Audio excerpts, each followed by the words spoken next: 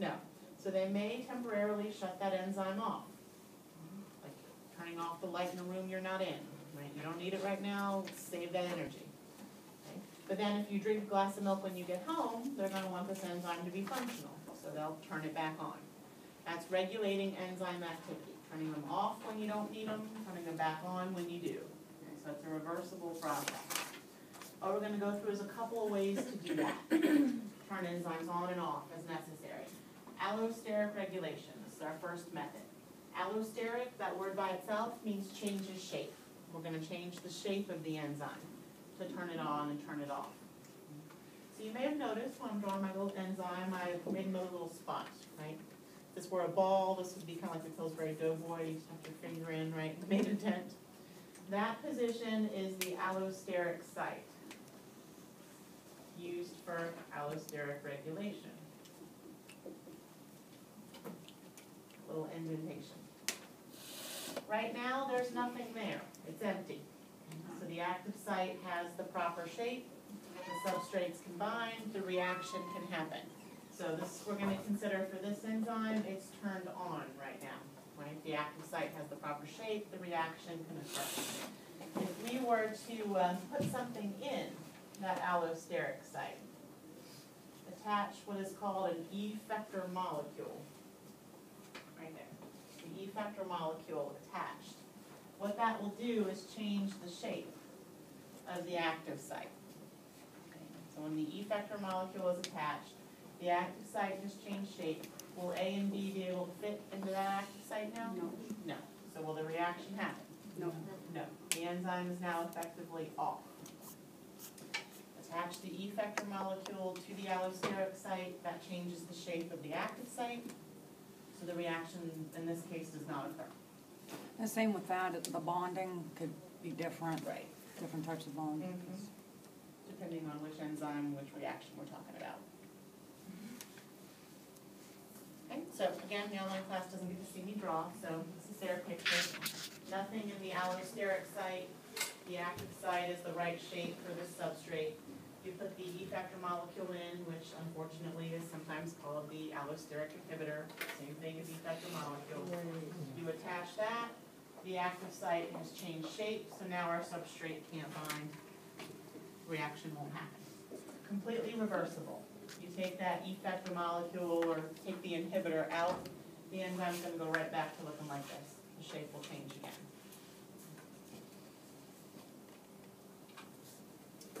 Second way to regulate enzyme activity. Turn them on and turn them off. Feedback inhibition. Feedback inhibition is 99% the same as allosteric regulation. Everything we just said is still true. We're going to have an effector molecule attaching to the allosteric site, changing the shape of the active site. Everything we just said for allosteric regulation, also true for feedback inhibition. The only difference with feedback inhibition is what this effector molecule is. In feedback inhibition, the effector molecule is one of the products of the reaction. The effector molecule that binds and changes the shape of the active site is one of the products of the reaction. So if we come back over here to our cell, we put an enzyme in here. Right, we've got chemical A and chemical B floating around. Probably multiple copies of them. Lots of A and B floating around. We haven't done the reaction yet. There's no C or D inside the cell. The enzyme has nothing attached to the allosteric site, so it's the right shape. A and B are going to bind. The reaction's going to happen. C and D are going to be produced. Over and over and over. So the levels of C and D are going to start to build up in the cell. Once there's a lot of chemical C is going to come back over and bind to the allosteric site of the enzyme. And that's going to change the shape of the active site. So is the reaction going to happen now? No. It's a self-regulating reaction with feedback inhibition. One of the products of the reaction acts as the effector molecule shut it off. Whereas plain old allosteric regulation over here, this effector molecule was some other random molecule in the cell. It was not a product of the reaction. And we have to remember how to draw that, right? Well, I'm not gonna ask you to draw it. You have to be able to explain it. If it helps you to draw it, you certainly can, but no, you'll never get a question that says, draw an enzyme and show me allosteric regulation. No, We'll if you have were to to put get that a A cut short, B plus, and then the yield time. not necessarily. I mean, the kind of question where you'd have to write anything out about this would be something like, describe allosteric regulation in enzymes. Oh, And then you could just say, the effector molecule attaches to the allosteric site, that changes the shape of the active site, and the enzyme doesn't work. Okay, so you won't necessarily have to draw it. If it helps you to explain it, you can. The difference between feedback inhibition and allosteric regulation, make sense? Good with that? All right. Those are both, sorry, before I leave that, those are both types of non-competitive inhibition. Okay, both allosteric regulation and feedback inhibition are non-competitive, which I think I have in your notes. Yeah, you go back to this slide, down here, non-competitive inhibition. What that means is that our effector molecule here does not compete with the substrates for the active site. They're not binding to the same place. Okay? The effector molecule attaches to the allosteric site, the substrates to the active site. So non-competitive inhibition. The effector molecule and substrates are not competing for the same location. Which means that there is a different type that is competitive. So this is our third way to regulate enzyme activity, to turn it on and off. Competitive inhibition. Now we are going to have a molecule that is competing with the substrates for the active site. And this molecule is usually called an inhibitor. The inhibitor is going to bind to the active site, the big I in there for inhibitor, and block it. So in this one, we're not changing the shape of the enzyme at all. There's nothing attached to the allosteric site. The active site has the right shape, but the inhibitor binds to the active site and blocks it. So the substrates can't bind. So it's competitive. The inhibitor is competing for the active site with the substrates. This one is typically not reversible. Once that inhibitor is in there, it's usually in there forever. Why? I mean, like, why would that happen? That usually doesn't happen on purpose. I mean, this is not something typically that humans or bacteria do of their own volition. And there are probably a few examples where they do, but most of the time it's a poison. Something that's going to kill you or kill the bacteria gets in there and blocks up the active site so the enzyme doesn't work. So, it's something like cyanide. Well, along those lines. I mean, just to help you. Yeah, just to give you an idea. Yes, ma'am. So is that why when there's certain medications that they're advertising on TV, if you're taking such and such inhibitor, don't? Oh, no. There's so many possibilities for what that could be. Usually the inhibitors are another class of drugs that are doing something else. Yeah, so it really probably doesn't have anything to do with enzymes. Okay. Yeah, it's just affecting the function Cause you of got a poison. the other drug they're on. I'm So weird. questions on competitive inhibition. I'm the same thing. Whew. All right, so we're done with the ingredient list now. This is just sort of summing it up. These are all of the things that you have to make metabolism happen. ATP, energy source and electron source, remember that's the same thing, it's the food molecule. The electron carriers, those NAD pluses and FAD pluses, and then these enzymes that you need to make everything happen faster. Now we're going to go on and talk about two different types of metabolism. Your book calls them the central metabolic pathways and respiration. If you've had A&P or general biology, it's just going to be called respiration. Okay, so if you do go back to look at your old notes, you're not going to see central metabolic pathways in any other book except the micro book. It's not wrong, they just gave it a name that other books don't give it.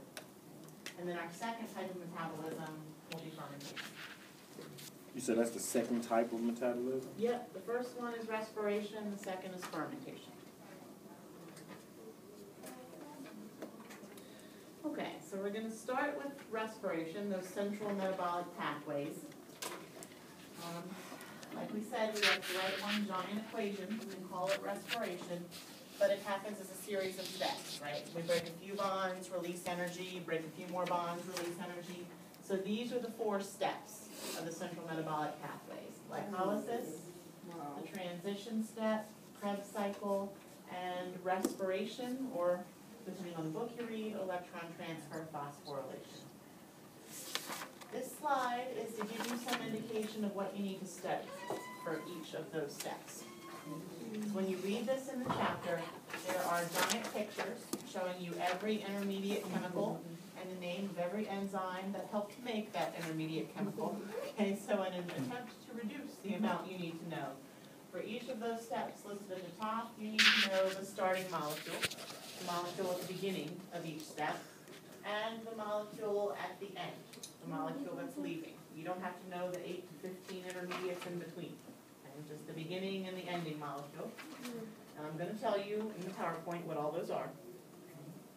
You need to know where this is happening, especially if there's a difference between where it's happening in bacteria and where it's happening in eukaryotic cells. Again, I'll tell you all that coming up. How many ATP are produced, and the type of phosphorylation used to make them. Okay, so ATP produced. Remember our ADP picture? ATP, 3 phosphates versus the 2.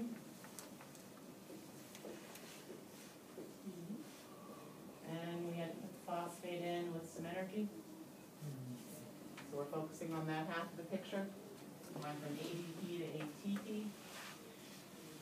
When your notes, your books say how many ATP are being produced, we don't mean that we're making them from scratch. We mean how many ADPs are returning in to ATPs. So type of phosphorylation means where did that energy come from?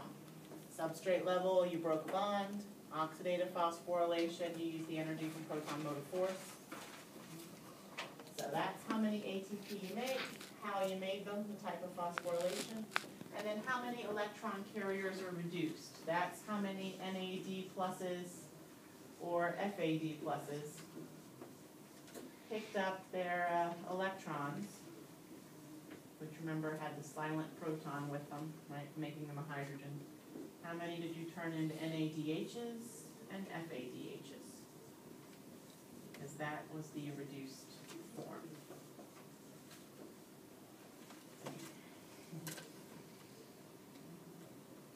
So, that again, this slide is just the list of the parts you need to study.